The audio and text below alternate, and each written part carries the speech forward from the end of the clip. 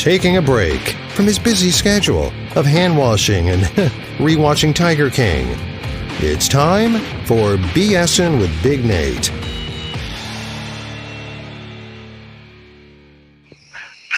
Welcome into another edition of BSing with Big Nate. Of course, everyone's going a little stir crazy. Music's changed. What we've had to do to connect with people has changed. So I started this handy series, and today joined by Sam, drummer from My Kid Brother. How you doing, Sam? All good, Nate. How's it going, man? Can't complain. Getting adaptive, getting a little creative, having fun, talking to musicians and whatnot. So it's definitely been an interesting change of pace. But you guys have had a hell of a year so far, and it's been intriguing to watch everything play out and how everything shifted on you. I'm going to start with a little bit of backstory. My introduction to Kid Brother was Kid Brother at the time. You guys entered our Next to Rock competition, and then later that summer, I believe it was, I saw you guys at Floyd Fest. Both times, hell of a show, a lot of energy. Now you guys are carrying on as My Kid Brother. So I want to start with that. What was the genesis of the change there? Yeah, so at those points, we were still independent and doing everything on our own, just kind of winging it like every band does, figuring out as we go along. We actually were fortunate enough to sign a record deal with Fearless Records, who's part of Concord's musical group. So once we got the ball rolling with them, we were advised, it's not a very exciting story, but basically there are a whole bunch of other Kid Brothers out there. There's a punk group in London, there's a rapper in South Dakota, a folk duo in Utah. I mean, they're just Kid Brothers everywhere. So we were advised that we needed to tweak that name a little bit. So we wanted to keep it personal and still, like, there's meaning behind the name. Like, it is a very personal thing, and it was very hard for us to change. But simple enough as adding a my in front of it still kind of kept the background of where we came up with that name and tweaked it enough to where legal said we're all good and we're not going to get sued. So worked out. I want to circle back to that, but you mentioned there's a lot of meaning to the name Kid Brother and moving on to My Kid Brother. What's the meaning behind that? Yeah, so the band is really the brainchild of Christian's. Christian's our lead singer, frontman, guitar player. He writes most of the music. When we first started out, he wrote all the music. And that whole first record we put out, Baltimore Street Rat, was all the meaning. The songs on that whole album were all really about his childhood and his upbringing, and he had a bit of a rough one. So his sister and him have a really tight bond, and she's older than him, so she always referred to him as her kid brother. So that was kind of the perfect little ribbon on it to fit the whole direction of the band for the kind of music that we were writing and everything. So made sense. It does. I dig it. That's definitely a good backstory. So moving on to the name change and signing with Fearless Records, how did that all come about? Yeah, so we were just kind of like, around. The Next to Rock thing that we did with you guys. We entered another competition for songwriting called Unsigned Only, and we ended up winning the rock and roll category for that competition. And they actually hooked us up by introducing us to a lot of different people in the industry, just as part of the prize package for winning that thing. And it was kind of through the grapevine. Like, we met some guy that runs a radio station in Texas, and he really liked our music, so he asked if it was okay for him to pass our stuff along to Andy Soraya, who is the president of Razor and Tie and Fearless. And Andy hit me up and said that, he loves the record. He wanted to know if it was cool for him to fly out and see us play live to see if we can do it both on the record and live. So he flew out and saw us play in DC and offered us a record deal that night. And it took some time after that. Those things are not quick. All the paperwork and negotiating and all that kind of stuff, all the boring parts. But it just kind of like this fluke thing. I don't even think I told the other guys in the band that I had entered us into that songwriting competition. And I didn't really think of it after I did it. I just paid the $15 just like everybody does and sent it in. And it's just all these like little chance reactions to these decisions that we make that have led us in the right direction. I'm sure it earned you a lot of positive karma with the rest of the band and with the universe, as it were. Yeah. Obviously you're with Fearless Records now. So far, you've got 3 singles out, correct? Native Tongue, Daydreams, and Pastels. Yeah, and it's kind of a bummer. So the first record I was talking about, Baltimore Street Rat, that's gone. They purchased that, and we will be re-releasing all those songs. But we kind of just did a fresh start. Like, we're a new band called My Kid Brother instead of the old band Kid Brother. So all of Kid Brother's songs are gone. And but like Pastels, that's going to be on the EP from these singles that we've been releasing. Pastels is from the first record. It's just kind of rehashed and reimagined. So we're going to do that for most, if not all, of the songs from that first record. So what's the process been so far? You guys, I mean, obviously right now there's not a whole lot that can be done recording wise, but yeah, when everything started to shut down, where were you guys at in your progress? And it hurt.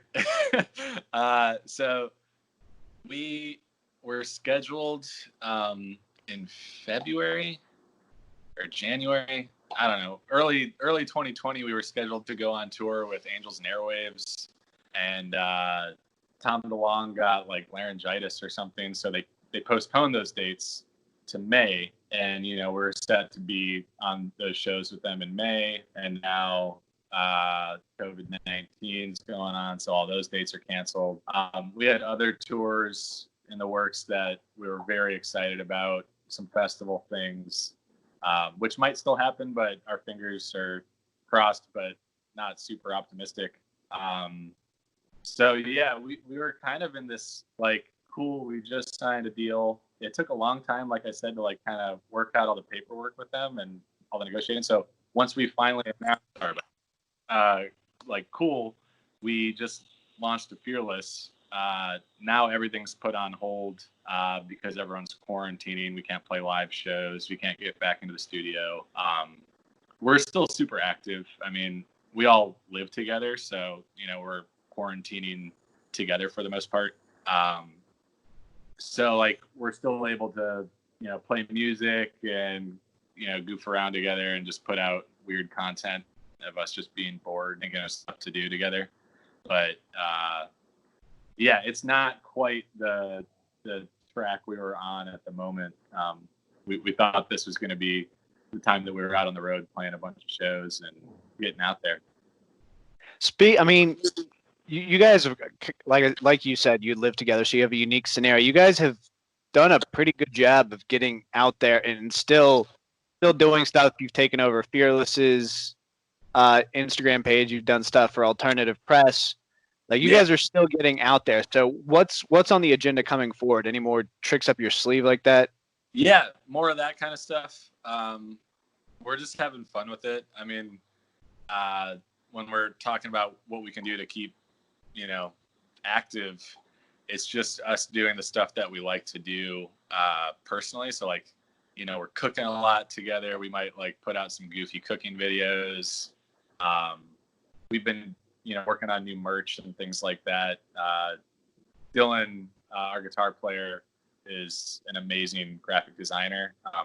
He does graphic design for one of the breweries up here in Northern Virginia, and he's having fun just kind of being creative. And so it's really just like us being ourselves and just putting out whatever we really feel like putting out. But I mean, we're still planning for approximate return dates. I mean, we don't really know just like every band, what are live shows going to be like when we get back to normal? They're saying like, okay, well maybe like venues will be back open, but they're going to cut capacity way down, so it's still not so crowded. So there's still like this big question mark as to like when is normal and what is normal for once all this stuff's over with. But you just kind of plan for plan A, plan B, plan C, plan D, and just see which one you're allowed to go with at the time. So hopefully more shows soon. That's our favorite thing in the world, is just like playing music live.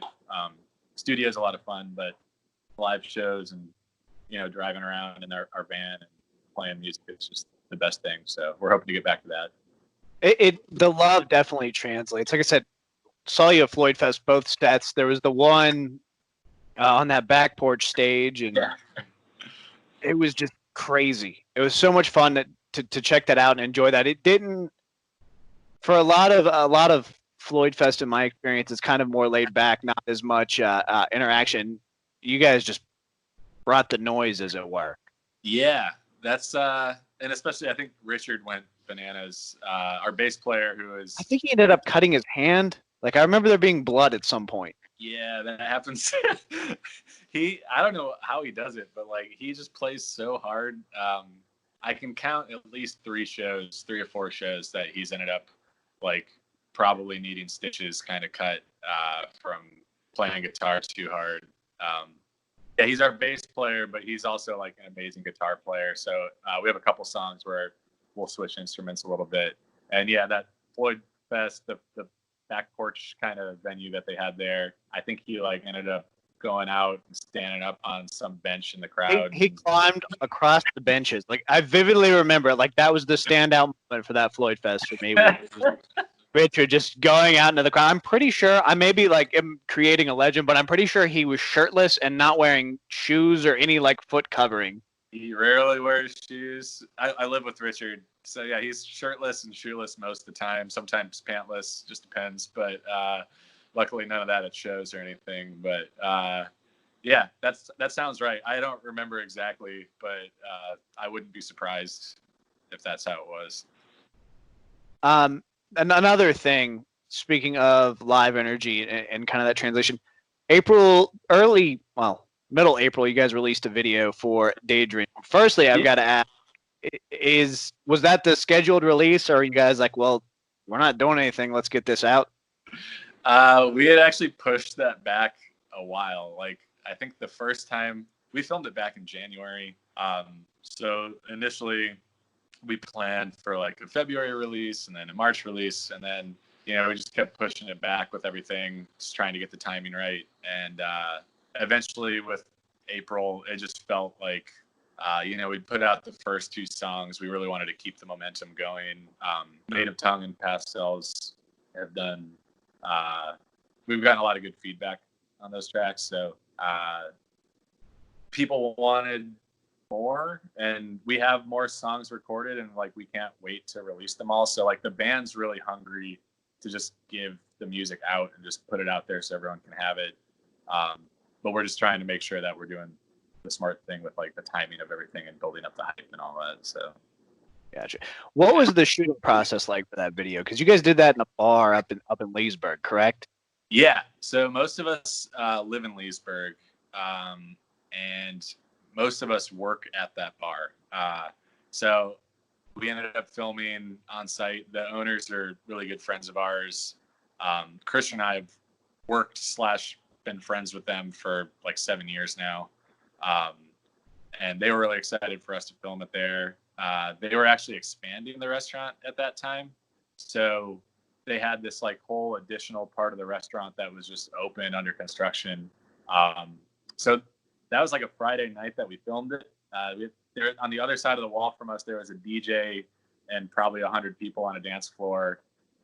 Surprisingly, they couldn't hear us playing over the DJ music, but yeah, we just invited like all of our friends, and a lot of people showed up to be in the video, and we just kind of had a big party and played music and filmed the thing. So, but the film crew was awesome. It turned out like so much better than any of us could have imagined. We're really, really happy with it. So yeah, it's very vibrant. It's very, I mean, it's high energy. It kind of captures that feel of just a random small venue punk show, and it very well captured that. And I'm a huge fan of the video. Awesome. That's of course over on their Facebook page if you haven't checked it out. Speaking of their Facebook page, you guys, middle April again, you guys staying busy, posted a sign up sheet for Take Care of Everyone 2020. Yeah. What's So that all about? it's the Take Care of Each Other campaign. And it's really just like, I don't know. I mean, since day one, like we've really tried to like be active in our community and everything. And, you know, Christian, I think it's like every other weekend he's working at like the food drive up in Ashburn, Virginia. And we've done a bunch of shows for a couple different suicide prevention charities and things like that. So like, I don't know. We've always thought it was like important. I mean, we're not like a big band or anything, but like we've got like some traction out here. So like, we feel like it's important to try and do our part to give back to everyone that's put us in the position to be able to even do that in the first place. So especially during, you know, coronavirus, COVID-19, we're trying to just kind of put something out there for people to support each other and kind of pay it forward. So, yeah, we've got some surprises coming up soon with that campaign. But at this phase of it, we're encouraging everyone, if you go to like our Instagram page or Facebook, we're encouraging people to make these Take Care of Each Other. I've got a symbol that we designed. Posters, or I mean, some people have made it out of dough. Like you can make whatever you want to do, and just kind of create this image, share it to kind of get the message out there, and then we're going to kind of launch the next phase of it soon. But the whole thing is just kind of paying it forward, making sure that your neighbors and your friends and your families, everybody's okay and everyone's being checked on and just taking care of each other. That's what I like to hear. So, where can they find My Kid Brother music? Everywhere. Pandora, Spotify, Apple Music, YouTube. I think we're on pretty much every platform. Music videos on YouTube. I think on Vimeo too, but I don't know if anyone actually uses Vimeo. But yeah, so I mean, if you search us, we're probably there. They are pretty easy to find. I'm talking to Sam from My Kid Brother. Give him some love on Facebook, Instagram. Are you guys on Twitter? Yeah. I've not gotten into Twitter. I'm real bad with Twitter. Me too. I can promise you I'm not the one handling our Twitter account, but I know we're there. So we've got some stuff going on there as well. Excellent. Video for Daydreams out now. Of course, they've got the 3 singles, Pastels and Native Tongue. Definitely worth checking out. What are you listening to? Not My Kid Brother, obviously. Yeah. I just found this new band.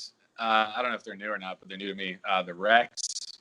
I've been really into this song, I think called Freaking Out, that I've been obsessed with lately. Mike Snow, the song called Genghis Khan, which actually, go watch the music video for Genghis Khan by Mike Snow. It's pretty amazing. Big into Portugal the Man, Cage the Elephant, Modest Mouse. My all-time favorite band that I listen to on repeat is Queens of the Stone Age. Obsessed with Queens of the Stone Age. So a little bit all over the place, but if it's got real instruments, guitar, drums, bass, vocals, then I'm there. What was your thought on the most recent Desert Sessions? I don't know if I've listened to those yet. I guess I'm being a bad fan there, but I'm still listening to. I'm so bad with album names, but the one with Feet Don't Fail Me Now and My God Is the Sun and those records, and kind of diving into the old stuff too. But I need to peep those Desert Sessions too. You do. It's good stuff. I mean, they're in, I don't want to say peak form because there's been some albums that they've put out that have been unparalleled with anything else, but Desert Sessions is definitely worth checking out.